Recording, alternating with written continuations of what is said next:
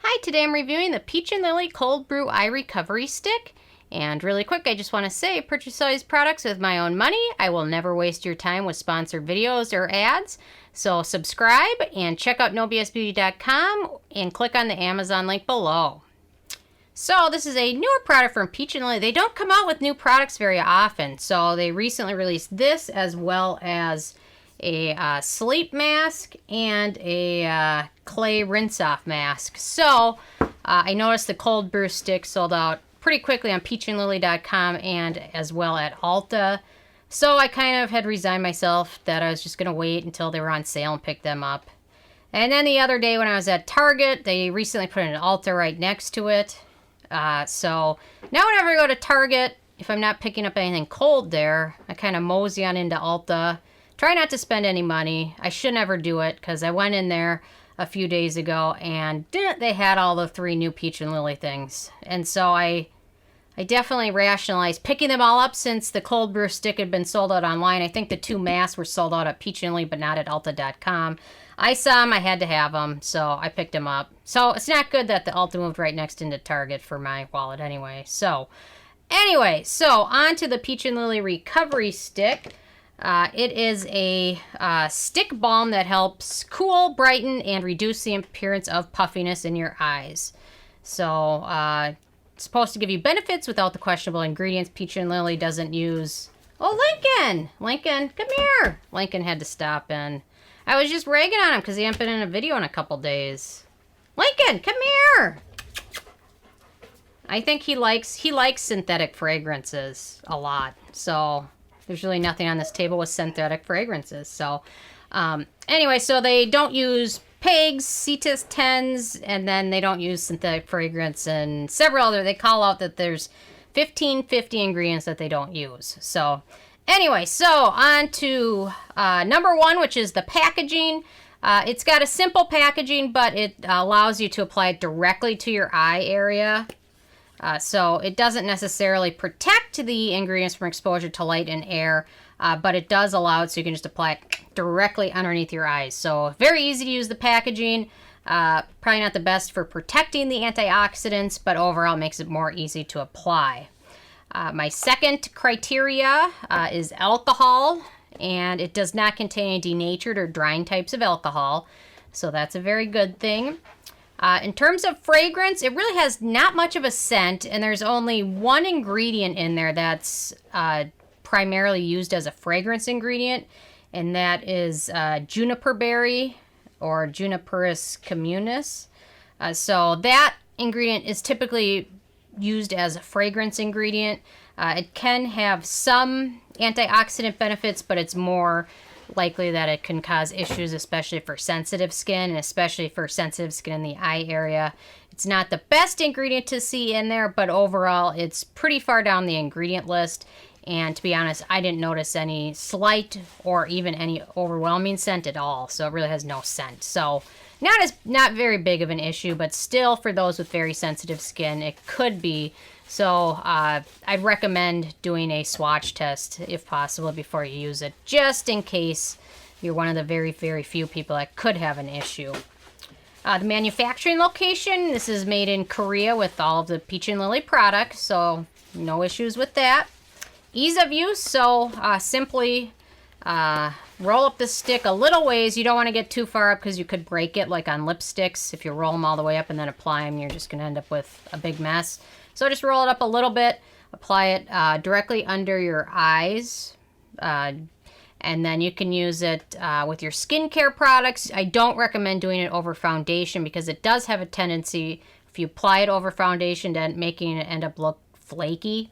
So, but very easy to use. You can see there's a very, very small amount of pigment in there, so it does give your under eye area a little bit of brightness.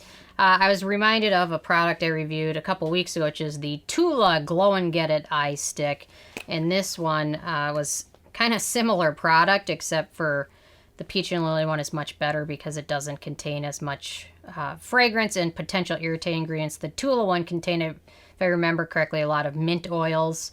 So it did give you that tingling or cooling feeling, but at the same time it was potentially irritating to the skin. Mint ingredients can really do that. So very quite similar. So if you're checking out the Tula one and didn't pick it up, the Peach and Lily one, in my opinion, is a better alternative. So, but very easy to use. Just don't use it on top of foundation. Using it under makeup and over skincare products is fine, but just once you have makeup on, it's really better just to leave it. So no issues with that, but you can see a little bit of the pigment. This is the Peach and Lily, and this one's the Tula. So anyway, so antioxidants and other beneficial ingredients. So there's lots of good ingredients in this. So I really just picked out the ones that were used in the most concentrated amounts and the ones that were the most beneficial. So let's see. They've got a lot of berries in here, which are good for antioxidants and protection of skin. They've got green tea in there, another good antioxidant. They've got octapeptide, kiwi, cucumber extract, strawberry extract, blackberry, blueberry, sodium hyaluronate, eggplant. Caffeine is in there, so I know there's some people that are sensitive to caffeine, so it's pretty far down on the ingredient list, but if you're very sensitive to it, it could be a pass. But caffeine does help with puffiness, so does eggplant. It's kind of an astringent. So niacinamide's in there, which is good for brightening skin.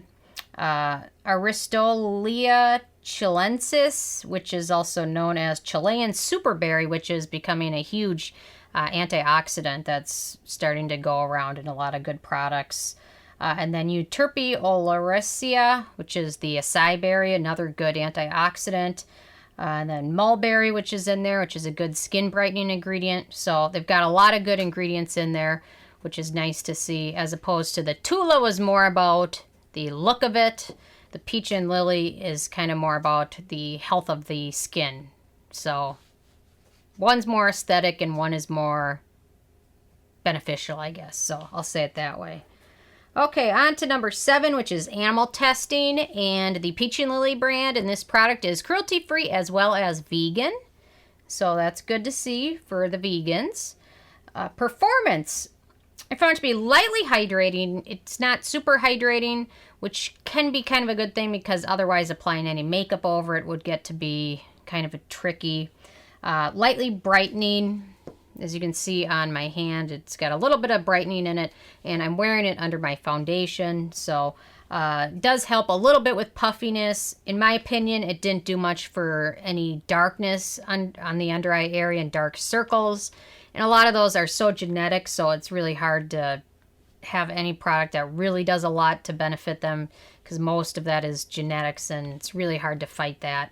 But overall, in terms of the performance, I think it does a nice job giving your skin a little bit of hydration as well as a little brightness and helping with a little bit of puffiness. Not as revolutionary as like the Ordinary's caffeine serum, which is really crazy.